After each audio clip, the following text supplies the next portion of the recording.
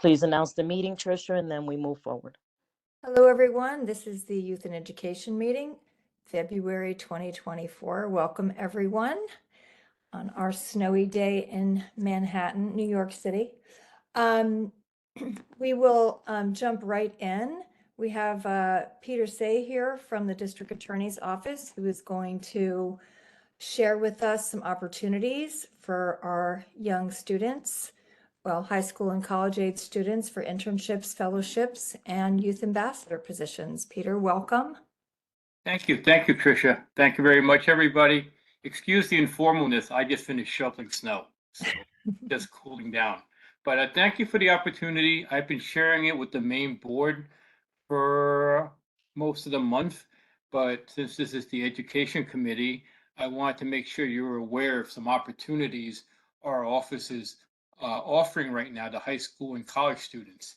The main thing is I've sent to Lucy the actual flyers that you can share, but first thing is our high school internship program. This is for the summer, okay, but we're accepting applications now. On our flyers, we have a QR code on it, so whoever's interested can, just apply straight through. These are paid internships.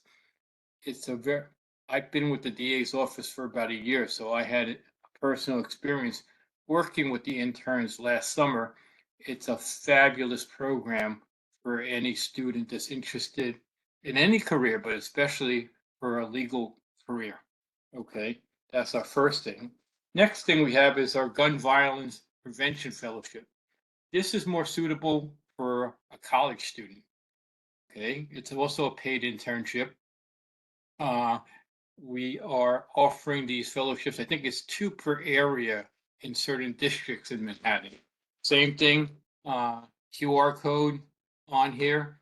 But I am also available. I guess I can put my name and contact information. So if there's any questions about applying for these, please don't hesitate to contact me. And finally, we have youth ambassadors. So a little less formal, but still great opportunities for young students. Honestly speaking, we've been accepting applications. We have a lot of applications from the Upper East Side, Upper West Side. I'd like to get more balance. Let's get some applications from kids in Lower Manhattan to participate in these wonderful opportunities. That's basically what I have. Thank you very much. If you have any questions. Well, Peter, thank you very much for coming. I think I did not know about any of these. I'm really happy to hear about them. Can you tell us a little bit more? I am familiar actually with the paid internships for our high school students. So my question more is about the new one I think you said they were more appropriate for college students. They're paid internships or fellowships relating to gun violence. Can you tell us more about that one? Basically, since the bulk of our stuff that I talked about tonight is the high school internship program. So this question, what about for college students? Okay, it's a little narrow, the definition.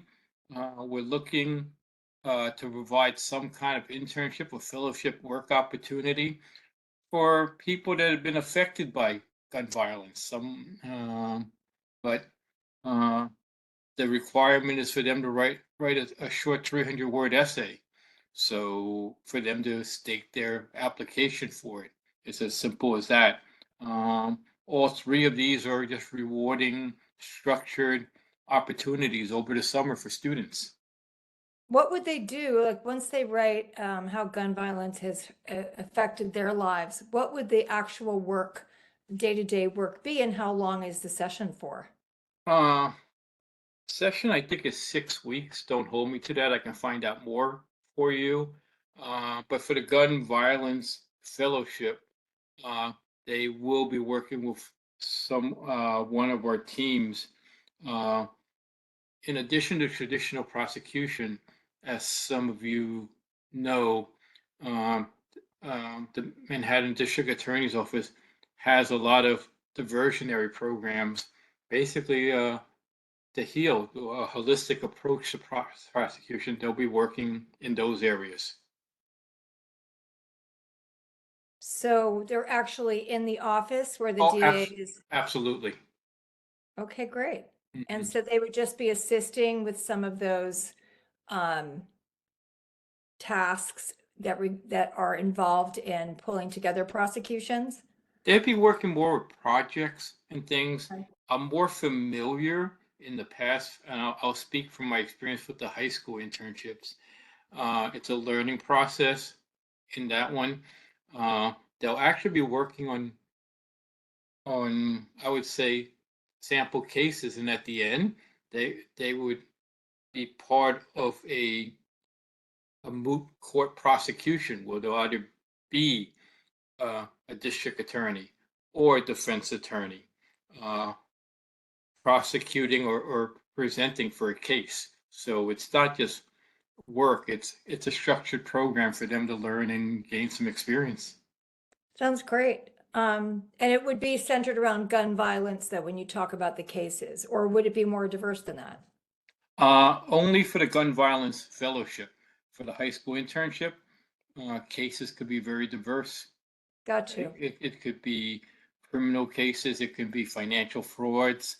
Uh, it's it's a well-rounded program there. The only thing that's very focused is the gun violence fellowship. Okay, great. And is the youth ambassador, what age group is that? Uh, that's open. It can be from high school into college students. And what do they do? Um, I would have to get more information. This is the newest of our three programs. I've been Okay. talking about the high school internship and for about 4 weeks already. Uh, I would say the most important thing is for all three of these programs, the applications will take it until the first week in March. So there's still time, but it's been open for probably 3 weeks already. Okay. And where do they go to apply? Uh, the information I sent, there's a QR code right there. They can just, Oh, is it in our it- email? yes, the email I sent you. So like each one of these, there's a QR code right there. All right, terrific. Anybody else have questions for Peter? Just hi, Josh. Hi, Peter. I just want to confirm when you say high school, so high school starts from 14-year-olds. And so we're saying that's this.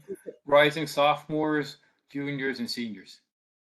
Okay, so not a ninth grader, No, but rising sophomore could be a 14-year-old that they'd be open for that too. yes. Okay. Okay, anybody else?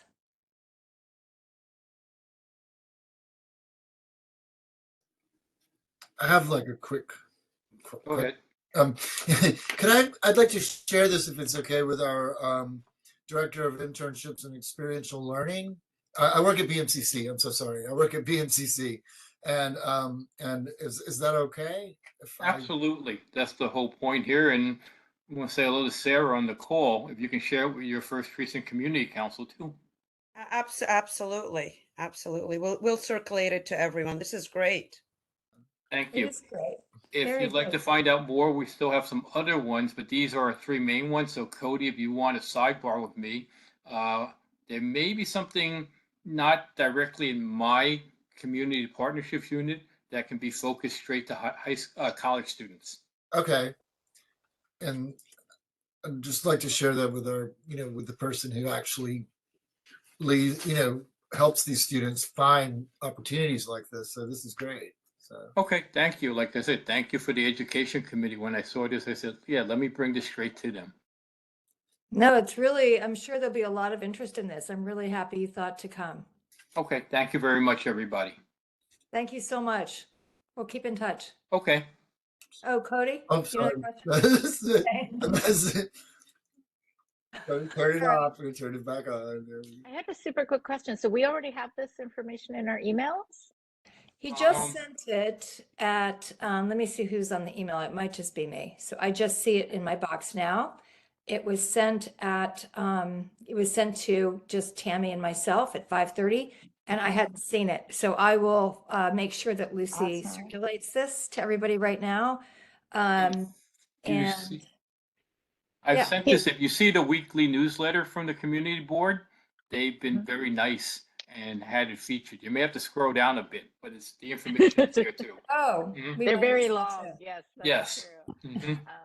Okay, I would love it if, is it all right to share it with our neighbors at Pace University and also at the Murray Bertram High Schools and our neighbors at Natchez Alfred E. Smith houses? Is that Please do. That's the whole okay? purpose of me I being would here. love Okay? to do. Okay, excellent. Thank you. I'll look for it in my inbox and then forward that around. Thank you. It sounds Thank like an you. incredible opportunity. Okay. Tricia, if you can share it and then take my contact information. If there's any questions, come direct to me. All right, good. Thank you so much again, Peter.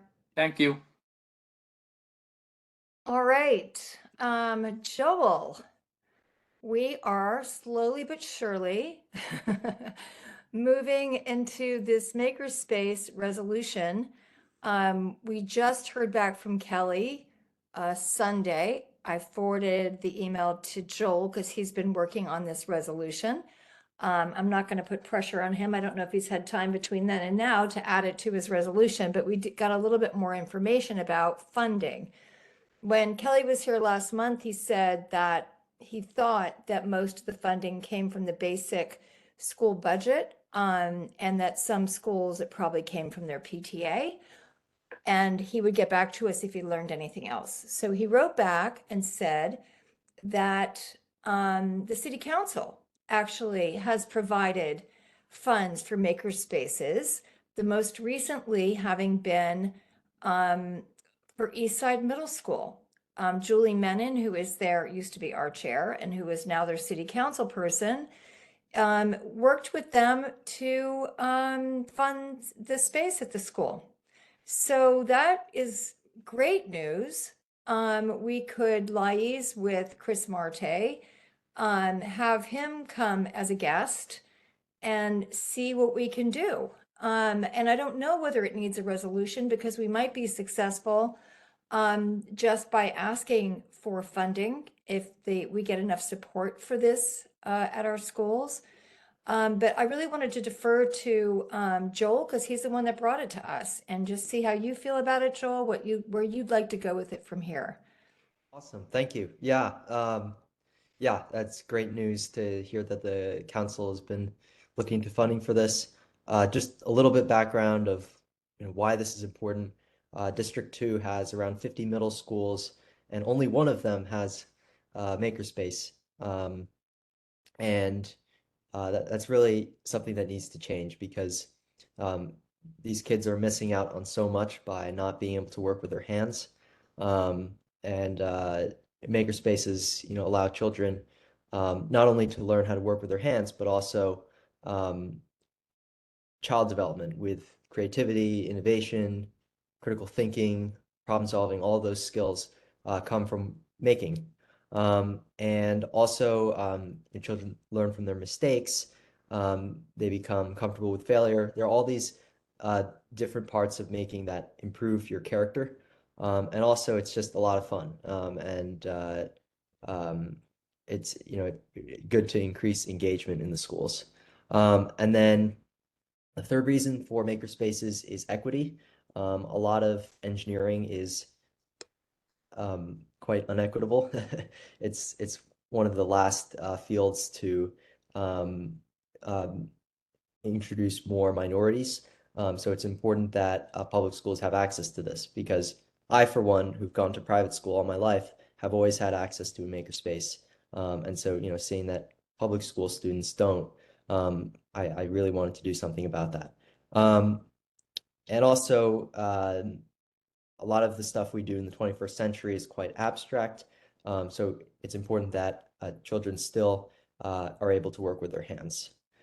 So yeah, I'm happy to do a resolution. If you think it's better to go to Mr. Marte, we could do that too. And I guess the last thing I'll say is the case study at Elizabeth Forward School District. that is a school in Pennsylvania which got makerspaces and showed really how much of a benefit they can create. It was quite successful, and it had great reception from the students, and they even credit it for an increase in their test scores. So yeah, I'm hopeful that we can encourage there to be more maker spaces in District 2 to give students the opportunity to work with their hands and really open the door to engineering to them, but also just it's good to have a well-rounded education. Could not agree more. You know what I was thinking when you were talking was that if the city council is helping fund these, I wonder if we need it to be school based. Like, could it be for our community so that all our schools could use it? You know, I don't know whether that structure is something that will work for the city council or whether they have to tie it to a school program. So maybe what we do, and I mean, resolutions generally are formed to when we are imploring a city agency to take action about something they haven't. So Okay. we could do that if we end up not getting anywhere. But I think since we've discovered how these things are funded, we know that one of them is PTA based, which is unfortunate because there's no equity in that across the schools. So I'm tempted not to go back there unless we have to tie it to a school. And then maybe if we have to tie it to a school, we make it part of after school so that everyone can sign up for it. You know, maybe we can do a cross school thing. I'll have to look at what structures are available for something like this. But it just comes to mind, it'd be so great instead of asking for 5 individual maker spaces, because I know when one school gets it, like 276 has it, and we didn't even know. But I think if we go for another school, it'd be so nice to start by trying to get it for the community, for all of our schools first. And then if not, we can sort of make a beacon at one school that has enough interest and support at their location, and then unpack it from there. But those are my thoughts. Does anybody else have ideas?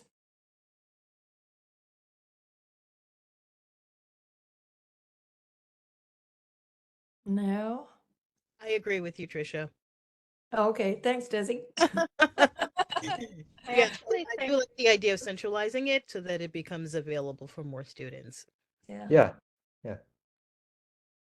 in my past experience, I believe that the way that the applications work with city council is that there's two way, or well, city council, and then there's also the participatory budget, and schools apply like separately for these projects, and then communities vote on them.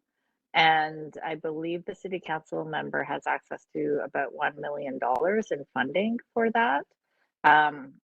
So that's one thing. And I have seen schools specifically apply for different benefits, whether it be computer labs, maker spaces, like hydroponic systems, etc.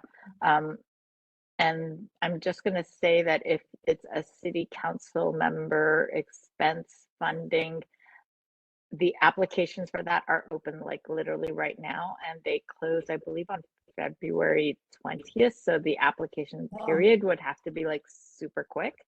Another pot is the potential Manhattan Borough president has a fund, but anything DOE related specifically, I believe, has a max limit of $5,000, which won't be enough to be able to, I think, fund a full built out makerspace. I'm not sure.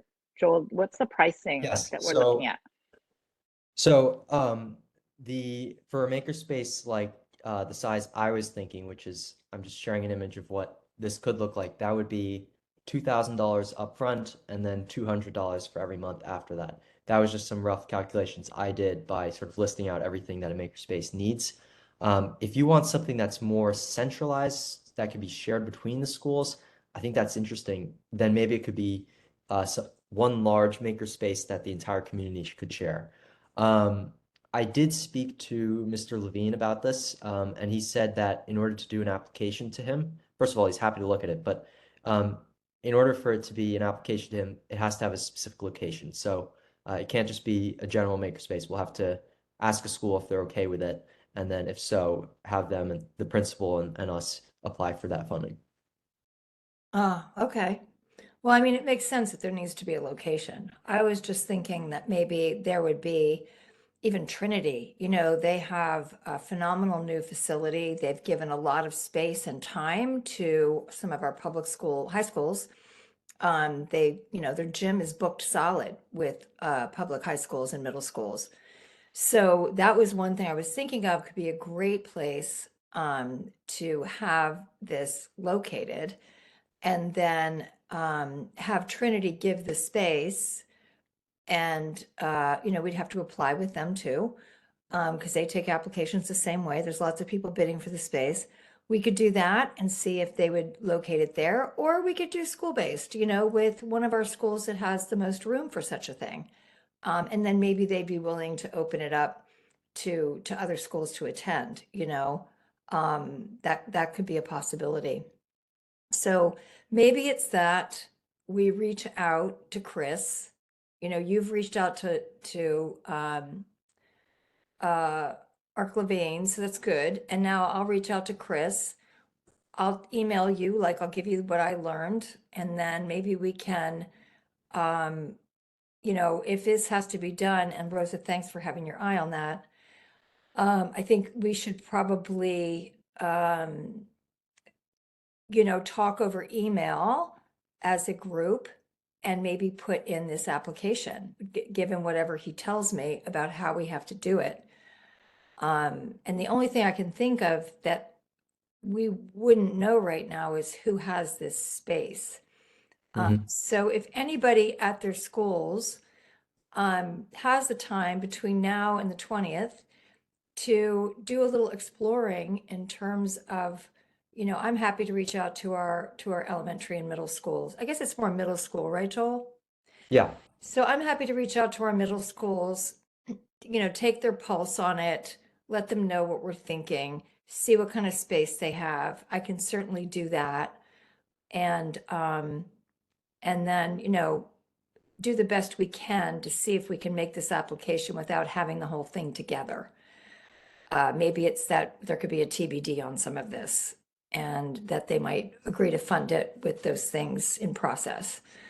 But, if anybody has any place that they can call in the next few days, let me know. And if not, I'll just make a list of our middle schools and just start doing one after the other.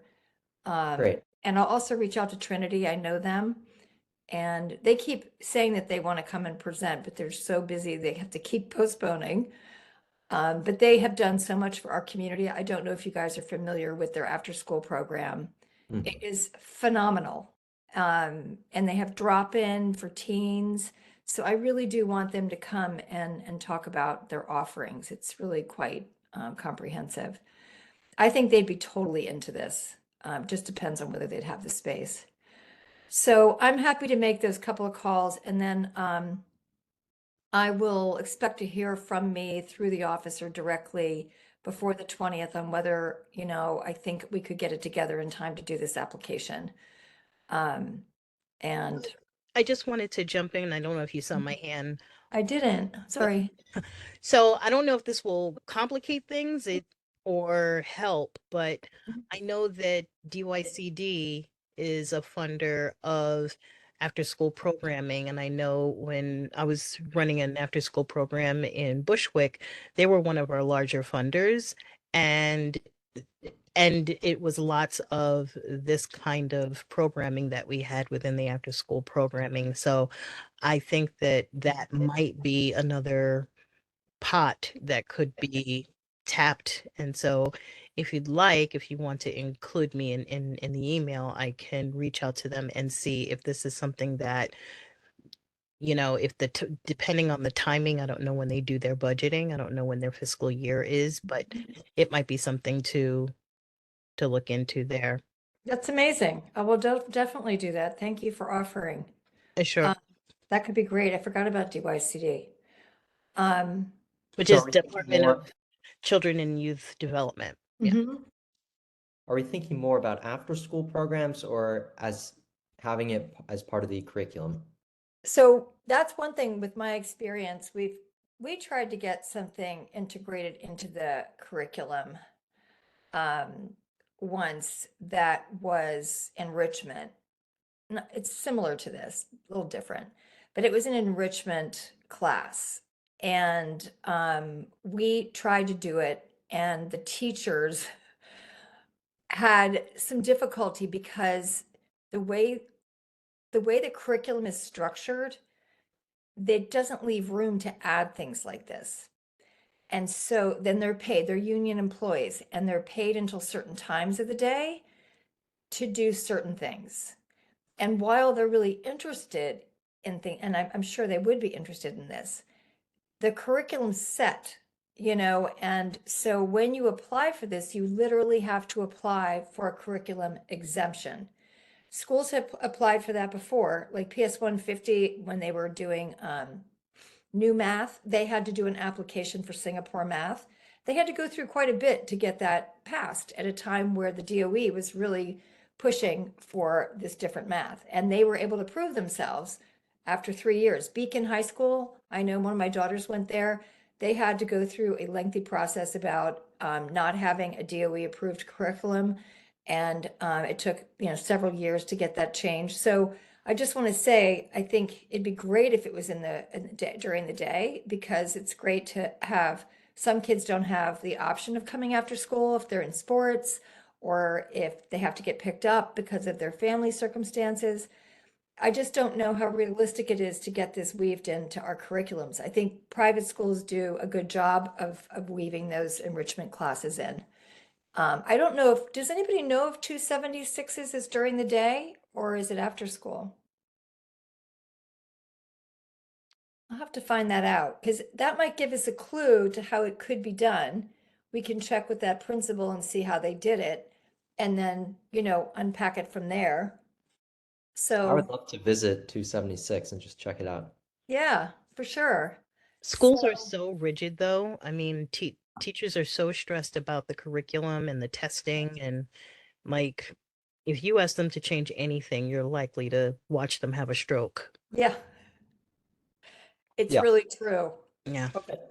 Yeah, I remember the thing I was talking about that I really wanted to integrate into the curriculum, because I didn't think anybody was going to opt into it, is the David Lynch Foundation. I don't know how many of you are familiar with it, but David Lynch is the movie director, very famous. He had a mental health crisis of his own that he very much talks about publicly. And he started meditating when he was in his, I guess, 50s. And he attributes it with saving his life. And so he started the David Lynch Foundation, where you can go in Midtown and learn how to meditate. It's transcendental meditation. They take all ages. I think it starts at 11 or 12 years of age. And they have gone into schools, high need schools across the country, most prominently in Detroit and San Francisco and Los Angeles. And they did a trial taking meditation into, schools that have a history of violence and not, low attendance and low graduation rate. The data was so profound in what the effect of this was on those statistics after just 6 months, that it was like completely transformative for these schools. So I went and met with them, and I found out that it was about 50,000 a year. It's not a small number, because you need to have trained teachers that are dedicated in teaching this. You can't teach really a staff member to do it. It's too much to ask a regular teacher. So you have to have a provider, like Alvin Ailey used to come in at PS 234. They would come like once every 6 months to 234, and that was within the school day. It was awesome. And they would just come into the art classes, and the art teacher would let Alvin Alley come in that day. But this is something that was every day. And they really felt that it had to be every morning to be, to have the right impact.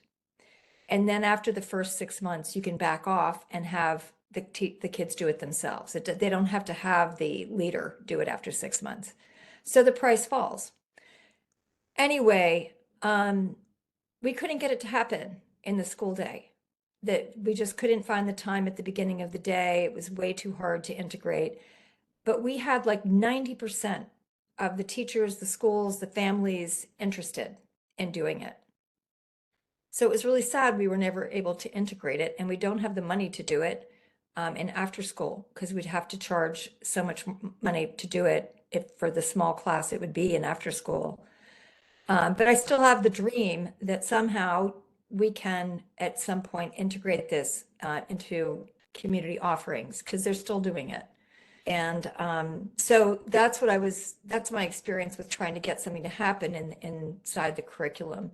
So we'll find out. I'll reach out to 276. I'll find out if it's in their school day or it's after school. I'll ask Joel if you could come do a walkthrough and report back to us. And then I'm going to copy Desi, who's then going to reach out to DYCD. And I'm going to write Chris Marte. I'm going to find out about the deadline for the application. I'll find out if it's site-based and reach out to 289 LMC. And who else? I guess that's it. Am I missing a middle school, guys? Spruce. All right. Okay. So that sounds like a pretty good plan. Does anybody else have any other feedback or ideas for us to consider? No? Okay. So we're gonna, assuming one of those schools is fine with it, we're gonna work with them to get the Makerspace funding with them and Mr. Marte? Yes, and then, take their temperature on whether or not it would be something that we could integrate for the whole community, even though it might be school site-based. Yep. I know we've done that before. As long as it's not in the school day, I know we've done that before. 289 they used to hold a bunch of things at the school after school that the other schools could come to because they had the best auditorium until Spruce was built. And now I think Spruce has the biggest auditorium. Yeah, okay. Great. So Thank you. we made some headway on that. Yay. So we'll keep doing that. And I think that I didn't hear back from Julie, so I guess we're gonna push her to March. And anybody have any new business they want to put on the agenda for next month? Nothing? Okay. Well, thank you, everybody. And thanks again, Peter, for joining us and for giving us this great information. I'm going to work with the office to see if we can maybe send out another blast on that in case people missed it since you're coming to the end of the application process. Thanks, everyone.